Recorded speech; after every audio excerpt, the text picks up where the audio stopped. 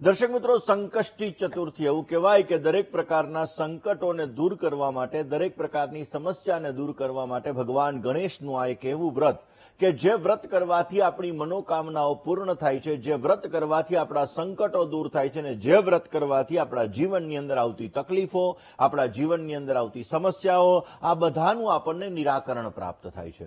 દર્શક મિત્રો, દર મહિને પૂર્ણિમા પછી ચતુર્થી તિથિ આવે એને સંકષ્ટી ચતુર્થી કહેવામાં આવે છે.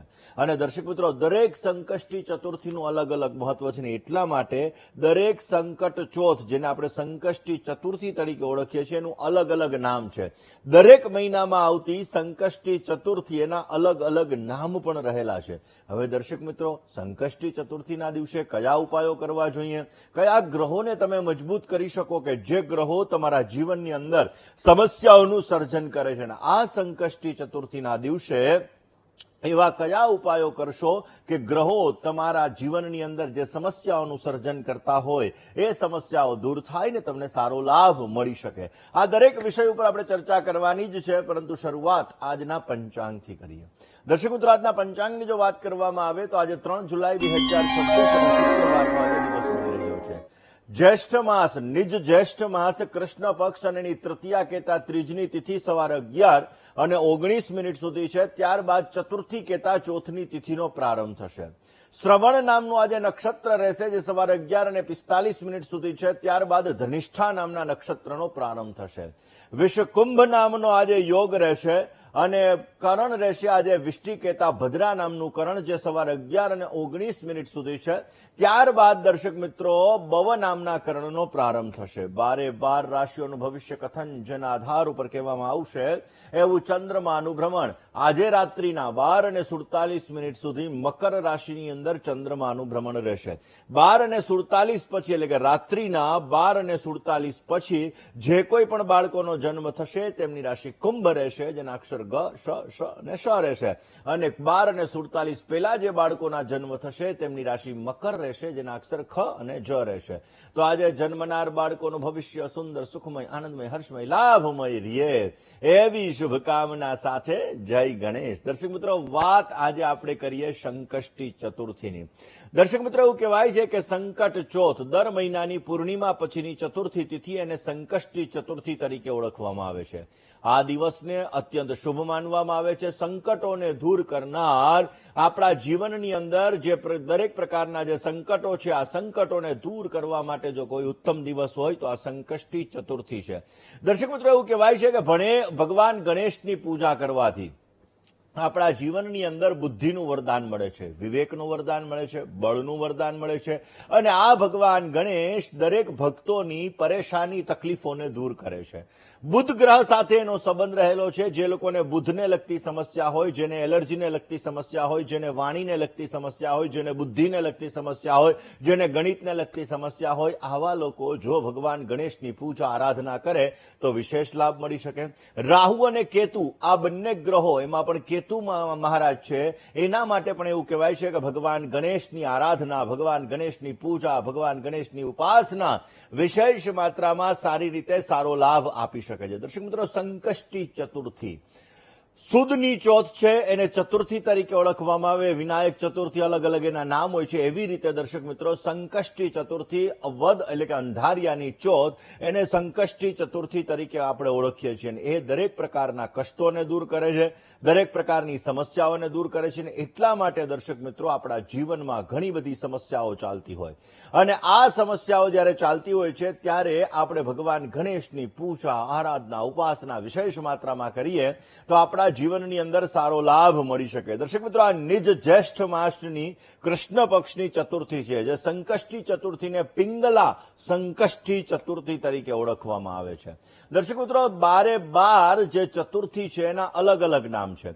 નિજ જ્યેષ્ઠ માસની જે ચતુર્થી છે એને પિંગલા સંકષ્ટી ચતુર્થી કહેવાય. જ્યારે અષાઢ મહિનાની અંદર આવશે ગજાનન સંકષ્ટી ચતુર્થી આવશે. હવે દર્શક મિત્રો, આપણે વાત સંકષ્ટી ચતુર્થીની કરી રહ્યા છીએ તો સંકષ્ટી ચતુર્થીના દિવસે વહેલી વહેલી સવારે વહેલા ઉઠી સ્નાન ઇત્યાદિ કર્મ કરી ગંગાદિ તીર્થ નદીઓનું સ્મરણ કરીને આપણે જ્યારે સ્નાન કરીએ છીએ ત્યારબાદ પીળા કલરના કપડાં, પીળા કલરના વસ્ત્ર, પીળા કલરનું આસન આપણે ધારણ કરી લેવાનું અને ત્યારબાદ ભગવાન ગણપતિનું ચિત્ર, ભગવાન ગણપતિની મૂર્તિ સામે રાખી અને ઓમ ગંગ ગણપતયે નમઃ આ મંત્રનો જપ કરી શકો. અને અથર્વશીર્ષ આવડે તો ધી બેસ્ટ, કારણ કે જો તમને અથર્વશીર્ષનો પાઠ આવડે છે તો ઓમ નમસ્તે ગણપતયે ત્વમેવ પ્રત્યક્ષં તત્વમસી એ ભગવાન ગણેશનું અથર્વશીર્ષ, અને એ અથર્વશીર્ષનો પાઠ કરીને જ્યારે આપણે ભગવાન ગણેશની, ભગવાન વિઘ્ન વિનાયકની, ભગવાન સિદ્ધિ વિનાયકની આપણે પૂજા, આરાધના, ઉપાસના વિશેષ માત્રામાં કરીએ છીએ તો આપણને સારો લાભ મળી શકે છે. દર્શક મિત્રો, પૂજા કરતા સમયે પૂર્વ અથવા ઉત્તર દિશાની અંદર મોઢું રાખી અને પૂજા કરવી આપણા માટે બહેતરીન રહેશે. ખાસ કરીને દર્શક મિત્રો, ગણપતિ મહારાજની જ્યારે આપણે પૂજા કરવા માટે બેઠા હોઈએ અથવા કોઈ પણ દેવતાની જ્યારે આપણે પૂજા કરવા માટે બેઠા હોઈએ ત્યારે ગાયના ઘીનો દીવો અવશ્ય પ્રજ્વલિત કરવો જોઈએ, કારણ કે દીપ જ્યોતિર્નમોસ્તુતે આપણા શાસ્ત્રો એમ કહે છે કે આપણો સનાતન ધર્મ એમ કહે છે કે અસતોમાં સદગમય તમસોમાં જ્યોતિર્ગમય. આપણે અંધારાથી અજવાળા તરફ જવાવાળા વ્યક્તિઓ છીએ અને કર્મના બે સાક્ષી છે, એક દીપનારાયણ અને બીજા સૂર્યનારાયણ. એટલા માટે જ્યારે તમે કોઈ પણ પૂજાની અંદર બેસો છો તો એ પૂજન કાર્યની અંદર જ્યારે તમે સંકલ્પ લો છો અને સંકલ્પ લીધા પછી તમારી પૂજાનો પ્રારંભ થાય છે, ગંગાદી તીર્થ નદીઓનું સ્મરણ કરી લ્યો છો ને એ પછી કર્મના સાક્ષી તરીકે તમારે પહેલમ વેલા ભગવાન દીપનારાયણની પૂજા કરવાની હોય છે અને બીજા કર્મના પાક્કા સાક્ષી તરીકે તમારે ભગવાન સૂર્યનારાયણની પૂજા કરવાની. એટલા માટે જ્યારે આજે સંકષ્ટી ચતુર્થીના દિવસે તમે ભગવાન વિઘ્ન વિનાયકની પૂજા કરવા માટે બેસશો, ભગવાન સિદ્ધિ વિનાયકની તમે આરાધના કરવા માટે બેસશો, ત્યારે તમારે ગાયના ઘીનો દીવો અવશ્ય પ્રજ્વલિત કરી દેવો જોઈએ. ભગવાન ગણેશને ગુલાબના ફૂલ, દુર્વા કહેતા ધ્રોકડ કહેતા ધરો, આ બધી વસ્તુઓ આપણે અર્પણ કરવાની છે અને ભગવાનને મોતીચૂરના લાડુ અવશ્ય અર્પણ કરવાના.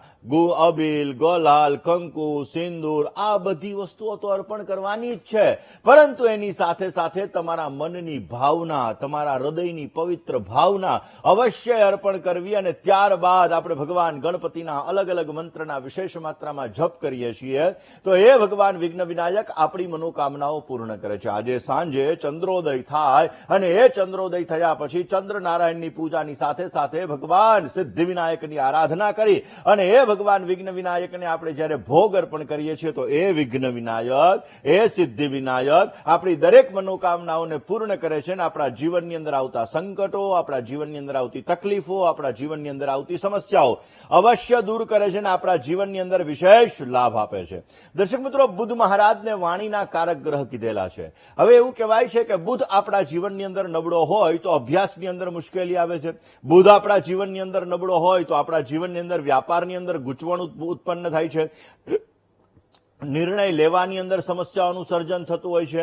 કેતુ ગ્રહ એનો સંબંધ પણ જ્યોતિષીય દ્રષ્ટિએ ભગવાન ગણેશ સાથે રહેલો છે અને એટલા માટે જ્યારે કેતુનો દોષ હોય એટલે કે તમારા કામકાજની અંદર અચાનક અવરોધો ઉત્પન્ન થતા હોય, એક્સિડેન્ટલી સમસ્યાઓનું સર્જન થતું હોય, આધ્યાત્મિક ગૂંચવણો ઉત્પન્ન થતી હોય, માનસિક તમે અસ્વસ્થ વધારે પડતા રહેતા હોય, તો આ બધાની અંદર જો તમે ભગવાન ગણપતિની આરાધના કરો અને એમાં પણ સંકષ્ટી ચતુર્થીના દિવસે ભગવાન ગણેશની તમે વિશેષ માત્રામાં પૂજા કરો છો તો તમને સારો લાભ મળતો જણાય.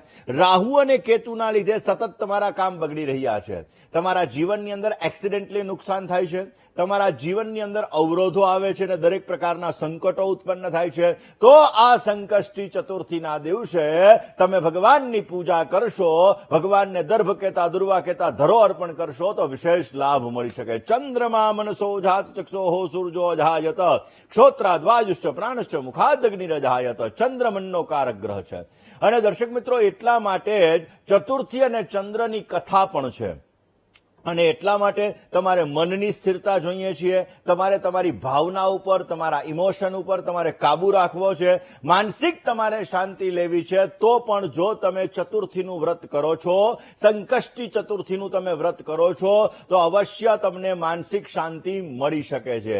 દર્શક મિત્રો, ખાસ કરીને જે લોકોને વારંવાર વિઘ્ન આવતું હોય આવા લોકોએ અવશ્ય સંકષ્ટી ચતુર્થીનું વ્રત કરવું જોઈએ. જે લોકોને કોર્ટ કચેરીને લગતી સમસ્યા હોય, કામકાજ વારંવાર અટકી જતા હોય તો આવા આવા લોકો પણ જો ભગવાન ગણપતિનું આ વ્રત કરે છે તો અવશ્ય એના જીવનમાં સારો લાભ મળે છે. વ્યાપારમાં જેને નુકસાન આવે છે, જેને સંતાન પ્રાપ્તિની અંદર વિલંબ થઈ રહ્યો છે, જેને શિક્ષણની અંદર એકાગ્રતા નથી રહેતી, ભણવામાં અભ્યાસમાં જેને એકાગ્રતા નથી રહેતી, જેનું માઇન્ડ સ્થિર નથી રહેતું, જેને બુધ કેતુ અને રાહુની મહાદશા ચાલી રહી છે ને એના જીવનની અંદર સમસ્યાઓનું સર્જન થઈ રહ્યું છે, તો આવા લોકો જો સંકષ્ટી ચતુર્થીનું વ્રત કરે છે તો એ ભગવાન સિદ્ધિ વિનાયક એના દરેક પ્રકારના સંકટોને દૂર કરે છે અને એની દરેક પ્રકારની મનોકામનાઓ પૂર્ણ કરે છે. કયા ઉપાયો આજે કરવા કે જે તમારા જીવનની અંદર સારી સફળતા આપી શકે? સંકષ્ટી ચતુર્થીના દિવસે તમે કયા ઉપાયો કરશો? કેવી રીતે તમે ભગવાન વિઘ્ન વિનાયકની આરાધના કરશો? કયા ઉપાયો દ્વારા તમે ભગવાન ગણપતિની પૂજા કરશો અથવા ગણપતિના કયા ઉપાયો કરશો કે જેથી તમારા જીવનમાં દરેક પ્રકારના સંકટો, દરેક પ્રકારના વિઘ્નો, દરેક પ્રકારની સમસ્યા